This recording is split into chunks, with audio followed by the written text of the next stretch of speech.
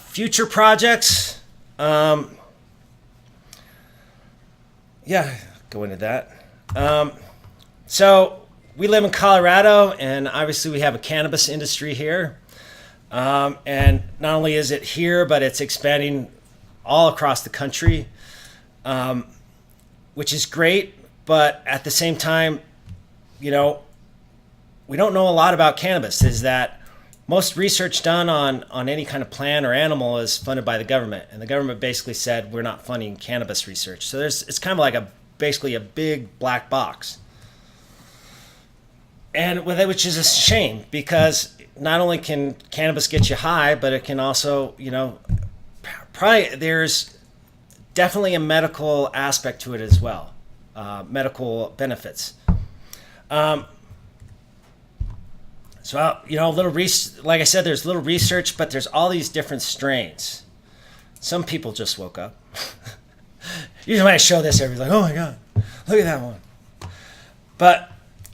And they all have their different aspects, and they have all these different chemicals in them. Let me see if I can pull it up. It's on the next one. But again, we don't really know anything about these strains, and maybe this strain is good for this disease, and this strain is good for another. But that's kind of what I've been getting into, is some of this, basically looking at the genetics of cannabis and seeing if we can't basically define these strains better and figure out what works for what. And there's a website out there, it's called Phylos. But there's a guy who's actually done a lot of the sequencing of these strains, and what you can do is you can put in your strain, and it'll show you all these strains it's related to, the progeny strains. It's way cool. Anyway, I'm not going to do that. But again, I think, there are uses for it. And so I guess that would be the key, is how can we utilize cannabis to say, treat somebody with epilepsy, a child with epilepsy, without the psychoactive effects. And so obviously there's ways to do that. And there's a lot of research been done with CBD oil and chronic pain. And so that's another area of potentially, I might potentially get into. Also, I've been playing around with the microbiome, but in the circulatory system, which really I don't think, I've done some research, and I think people are kind of going that way, but I don't think anybody's really kind of characterized that at all.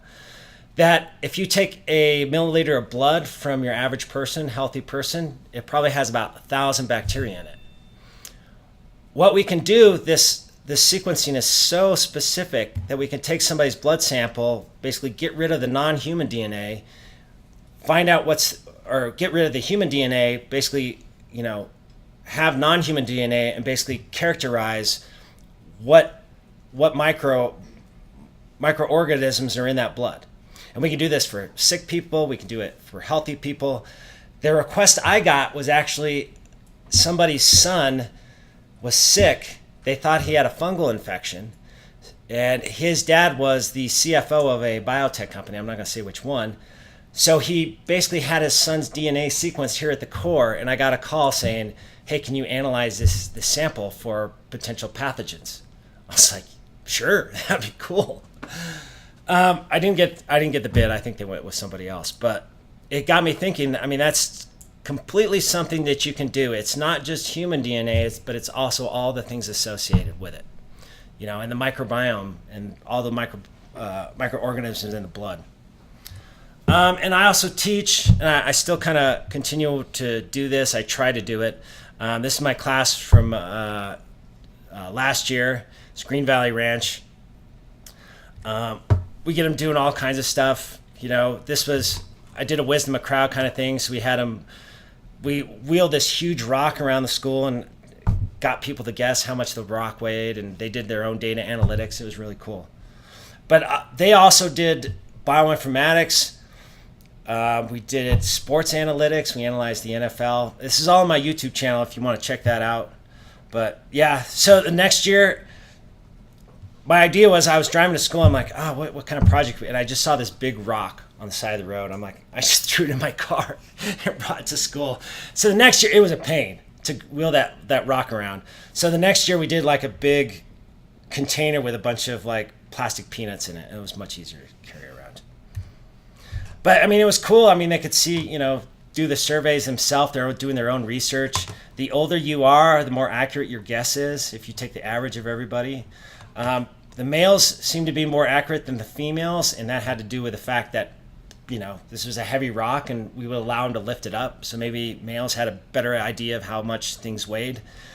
What's interesting, when we did the peanut project the next year, the females were more accurate than the males. So, I don't know. And we'd have, there's data everywhere. I guess the reason why I'm bringing this up is, it's nice to teach this stuff because you can just analyze anything. And there's all this like crime data out there from Denver. So we analyzed a lot of my students were from Montbello, and so we basically downloaded all this Montbello crime data and kind of analyzed it. Here are the aggravated assault reports in Montbello from 2011 to 2015. You can see it increases, then you can see about right here, it just takes this nosedive, and it seems to be going down. Anybody know what happened December 31st, 2014 in Colorado? Is that the Broncos Super Bowl? No, but that was a great guess. Any other guesses? They legalized marijuana. Yeah, we legalized marijuana. Totally. And here you can see as soon as we did that, like it just goes. Is marijuana making everybody more mellow? I have no idea. But it was cool. We got to, I got to show them these things. I mean, what you also saw was that, I'm not going to show that graph, but we also saw a rise in drug crimes too. So, is a trade-off for less assaults, more drug crime, or vice versa? I don't know. But anyway. It looks like this is by month. Is that the case? Yes, by month and year. No, but I mean, like, it looks like at the start of the year, there's always a dip in crime. Yep. Yeah, that's true. That's right. But this one's really low. This, I don't think this proves anything. But in statistics and mathematics, when we see stuff like this, it makes me wonder.